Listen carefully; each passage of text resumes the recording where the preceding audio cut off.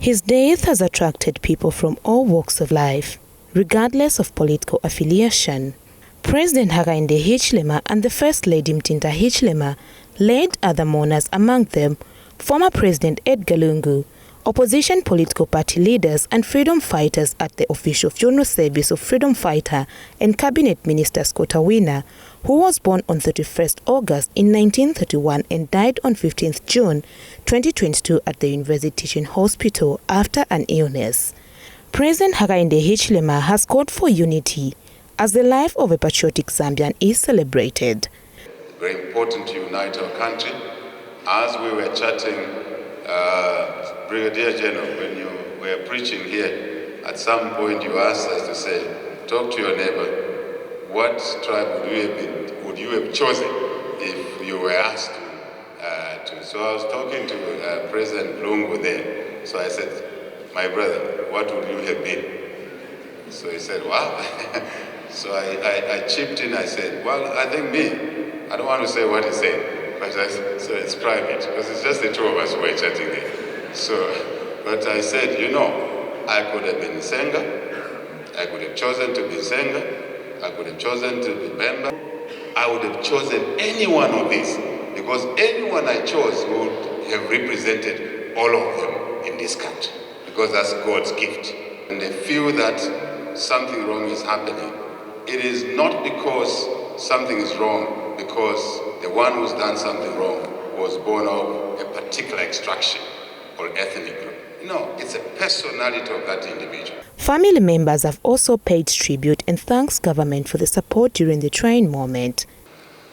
These are the principles my father lived by. Servitude, self-denial for the greater good, humility, the clear understanding and belief that once one is elevated to serve one's country, it is a responsibility, a duty.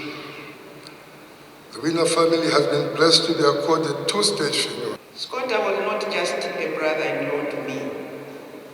He was my brother and my friend. He was there from the very beginning of my relationship with his brother Arthur. He accompanied his brother even at the marriage talks or negotiations with my family, where he had to be stopped at times not to participate in the actual negotiations because he was younger. And now I have to face life without Arthur and without Sikota. Indeed, our generation is fading away. More people have remembered the life of a man who embraced all the tribes. As a freedom fighter, he was courageous and passionately believed in the equality of men. He believed all the 73 tribes of Zambia were equal. The cabinet which Dr. Sikota Wina'S belonged to had minimum technical personnel, had minimum credentials in terms of the number of graduates who we had at independence. Yet they achieved a lot of things. They achieved, momentous, work was done. How that work was done was because they all had one thing in common. They were nationalists. On Tuesday, it is the day of national mourning. The body of Mr. Wina'S will be taken to Nawinda Royal Village in Mwandi district of Western Province for burial. He is survived by 5 children. Victoria Kayeye Yambani, Dama News.